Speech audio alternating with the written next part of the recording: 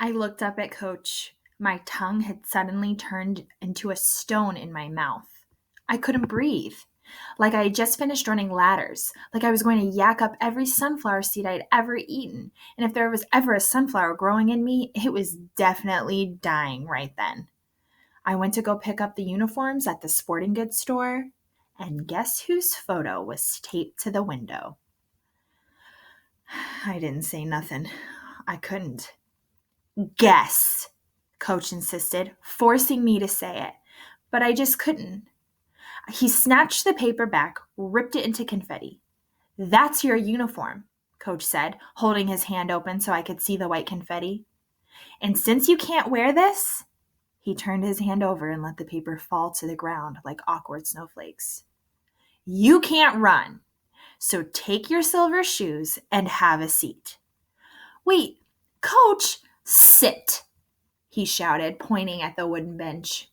Everyone looked at me as I started walking, but they weren't laughing and instead just seemed shocked and concerned, which was probably the only reason I didn't take off running away from the track and off to the basketball court or Mr. Charles's place or any place else. Instead, I did as Coach asked and sat down. And for the rest of you, mind your business, Coach warned the team. If I hear anything about this, anything at all, you can give your uniform right back. Am I clear? The team, shook about the prospect of having to hand over their sweet new jerseys, grumbled and started their warm-up laps. I stayed right there on that bench the whole practice, and Coach never once looked over at me, not even to check to see if I was still there. It was like he didn't even care. As a matter of fact, I could have just gotten up and left.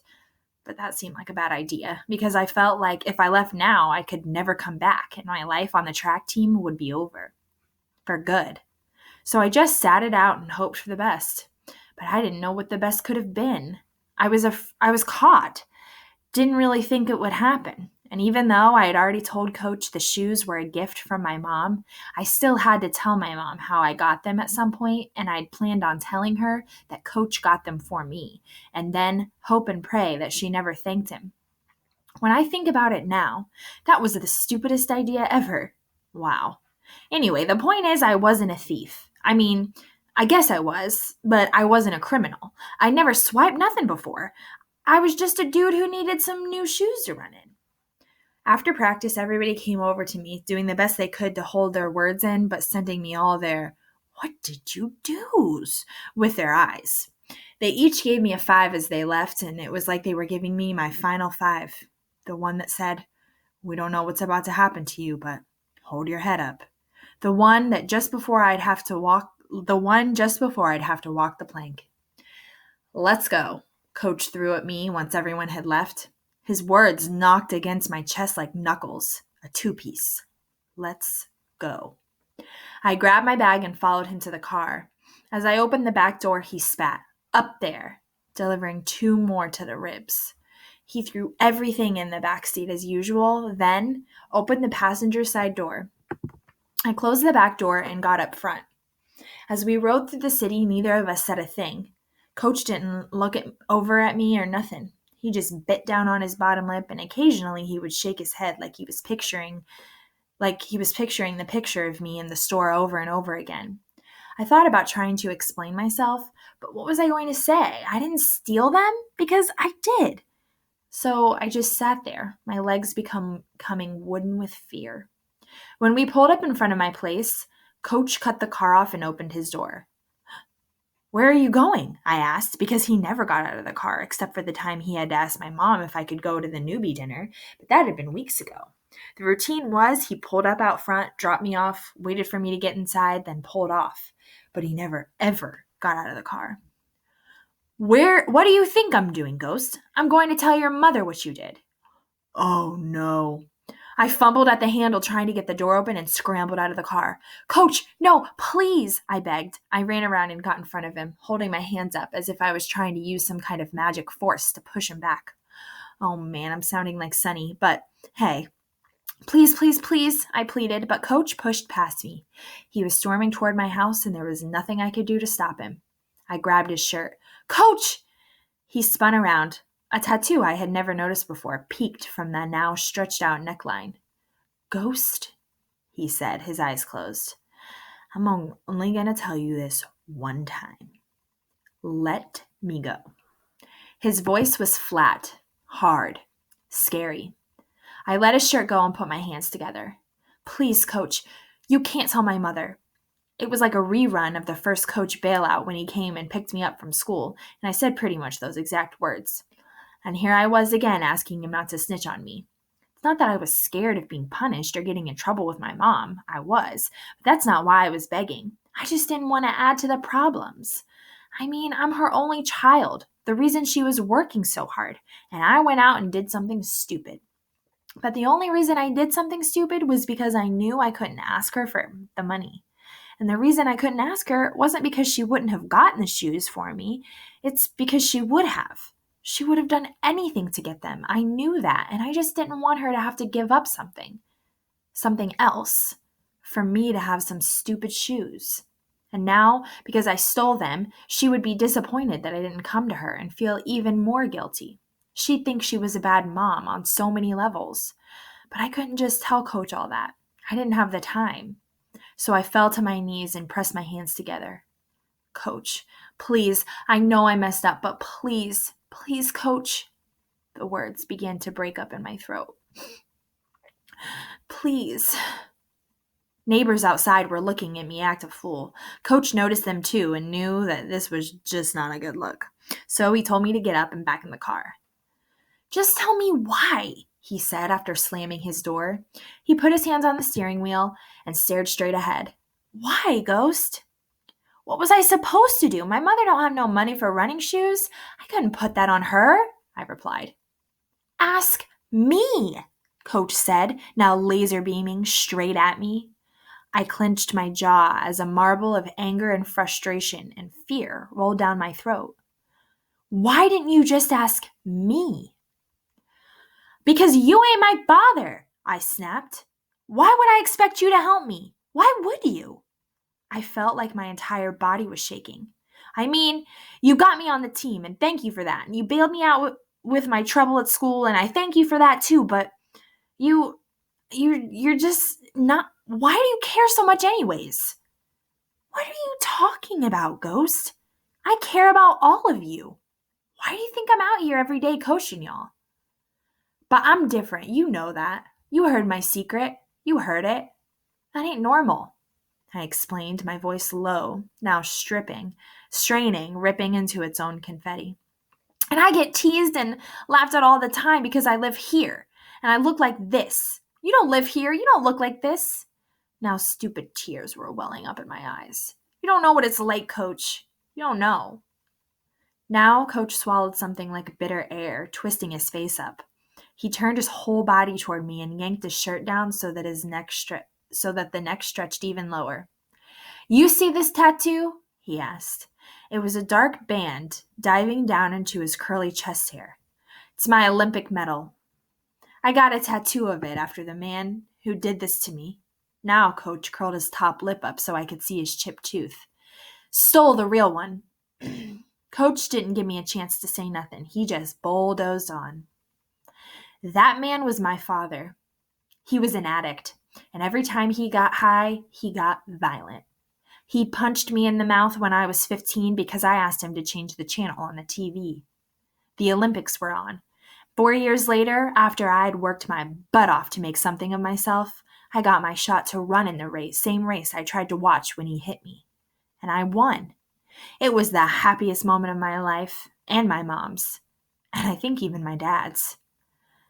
But 3 weeks later, Coach paused, swallowed another dose of that bitter air, then continued. 3 weeks later, he sold my medal for a $20 high.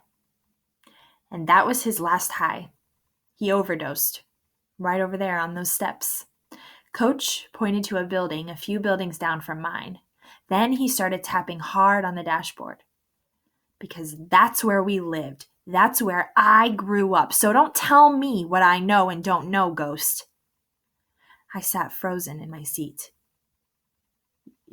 You're from Glass Manor? I asked softly. Coach nodded. That's how I know Mr. Jefferson, he explained, which made a lot more sense to me now. So I know what it's like to live here. I know what it's like to be angry, to feel, I don't know, rage on the inside. Coach's face seemed a little relaxed, like he was cooling down. And the same thing running did for me, I felt like it could do for you. He looked out the front window and shook his head. But maybe I was wrong. What did you think it would do for me? I asked, realizing that he never thought it could help me dunk by next year. Realizing I didn't even really want to play basketball anymore. He faced me again, looking straight into my eyes. Show you that you can't run away from who you are, but what you can do is run toward who you want to be. I let that sink in. Who was I? I was Castle Cranshaw, the kid from Glass Manor with the secret.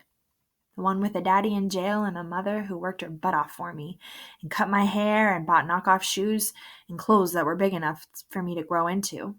I was the boy with the altercations and the big file, the one who yelled at teachers and punched stupid dudes in the face for talking smack, the one who felt different and mad and sad, the one with all the scream inside.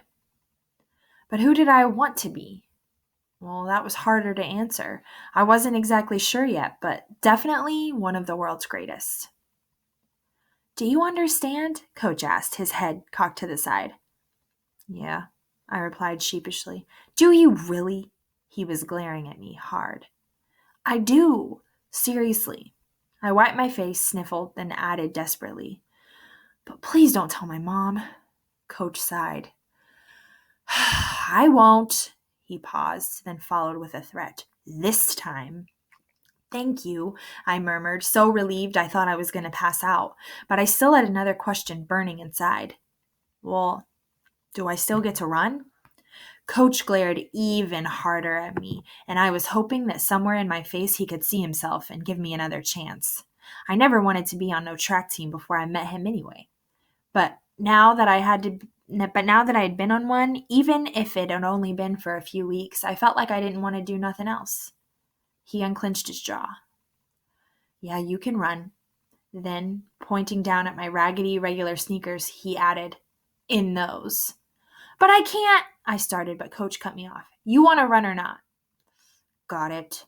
And Friday, you're cleaning my cab, he commanded. Coach! The rest of the week was pretty much filled with me being on my best behavior at school. I was straight up acting like that annoying goody-goody Maureen Thorne, then working extra hard at practice, which was more difficult than usual because running in my regular raggedy sneakers made me feel like my feet had gained weight, like I had obese toes or something. It had been a while since I had practiced in my cut-off shoes, and I think the silver bullets had me spoiled. Not to mention, everybody wanted to know where the silver bullets were, and I kept making ridiculous excuses like letting them rest and Coach worked us so hard at practice that I was scared to ruin them before the race. And then they would say something like, oh, so you're going to run, right? Or, word, so you're still getting your uniform, right? But they'd say it under their breath. And I would just shut all that down by saying, it's not worth talking about. Not worth risking yours. I'm here, ain't I? Still on the team, right? That's all that matters. So the Raggedy Runners was what I had to run in. And I stuck at it through ladders on Wednesday and Thursday's long run.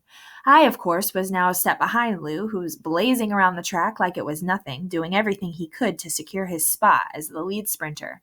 I mean, we both were sprinters, and Aaron and Mike, but Mike was going to run the 800 and the 400, just because me and Lou were both faster than him in the shorter sprint races. And Chris Myers, who ran the 800, his father took him off the team because his grades were slipping. Aaron was going to run the 400. He was the master of it. Like, seriously, he could burn anybody. And between me and Lou, one of us was going to run the 200 meter, and one of us was going to run the 100 meter. Now, here's the thing. The 200 was a good race, a hard sprint, but it wasn't as, glamorous. No, that's not the word. The 200 just wasn't the main event. The main event was the 100-meter dash. It was what Usain Bolt set the record in. It was the race.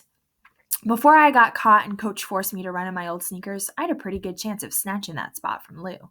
Don't get me wrong, he was crazy fast and had been running that race pretty much ever since he started running. But over the month of practice, my time was maybe a half a second faster than his. But not during the week of slumpy cutoff shoe running, which was definitely the week that counted. But hey, it was only the first race of the season, so I figured I'd take the 200. Honestly, I'd run any of these races Coach would let me and work my butt off and my legs and feet to earn the chance to run that race.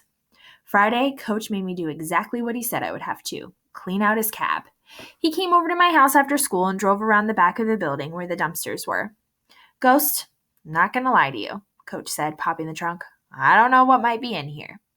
I wasn't sure either. I mean, the back seat was pretty much clear just because that was the part of the car that he rode customers around in every day until I got in the car after practice.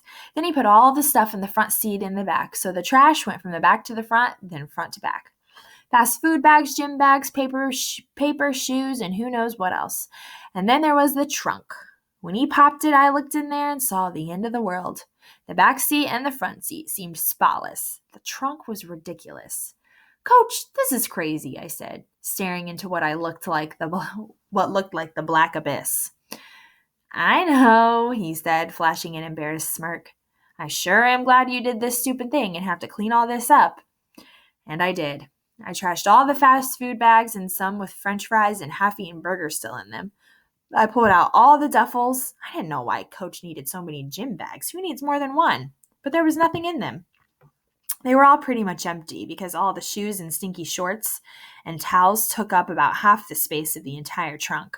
Dirty socks and headbands and old jerseys from the past with the defenders.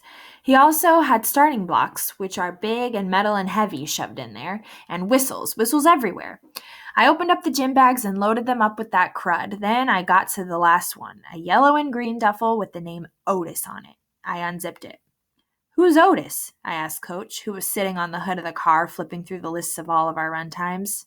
Otis is me, he said, not even looking up. Oh, I said, flat.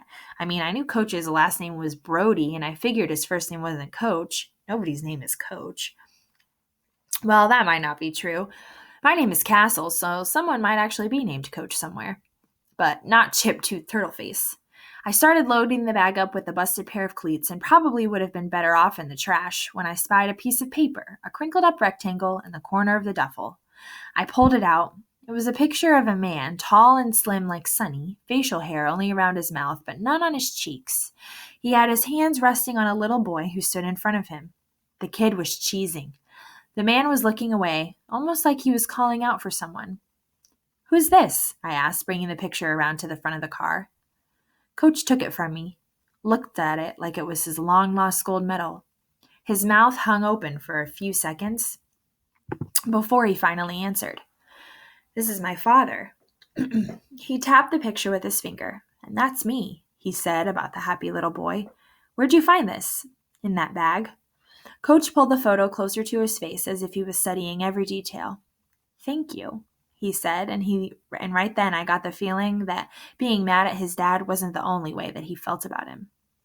He was, but I could tell Coach also missed his pops. He loved him. And I could totally relate to that because as happy as I was that my crazy father wasn't around to hurt us no more, whenever he wasn't wasted, he was dope. That was my dad too, and I miss that version of him.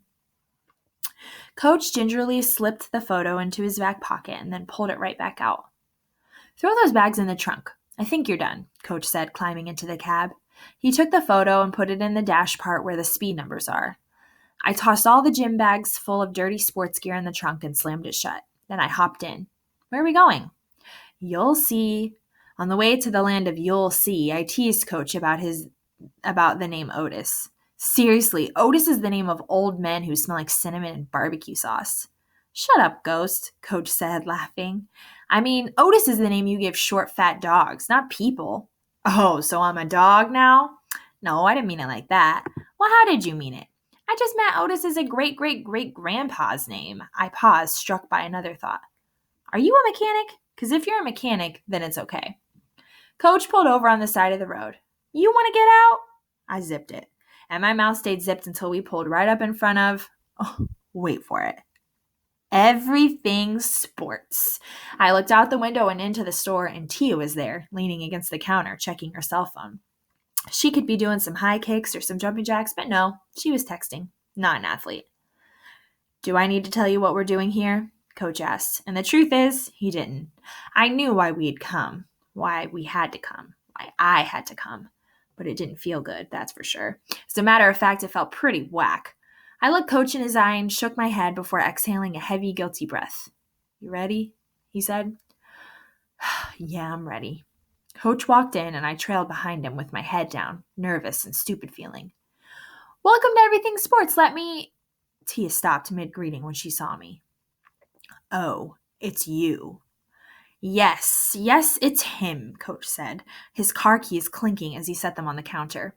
I was still behind him, staring down at the gray carpet. Head up, son. You know my rule, Coach started. Stand tall at all times. I lifted my face and looked Tia straight on. I'm sorry, I started, and in that moment realized sometimes a real apology can go a long way. Just like Shamika's at school. Just like the one I never got from my father. But had he just told me he was sorry for what he had done? Maybe, I don't know. Coach was leaning his ear toward me, like Mr. Charles always did, as if he was hard of hearing. I followed up. I'm really, really sorry for stealing the shoes. I didn't mean anything. I made a stupid mistake. Stupid mistake. I mean a stupid, stupid mistake, Coach added, way too enthusiastic. That's what I said, Coach. Stupid. Tia's mouth went from a straight line to a little bitty smile. Not a big smile, but definitely not a frown, and that's all that mattered. Okay, she said. I forgive you.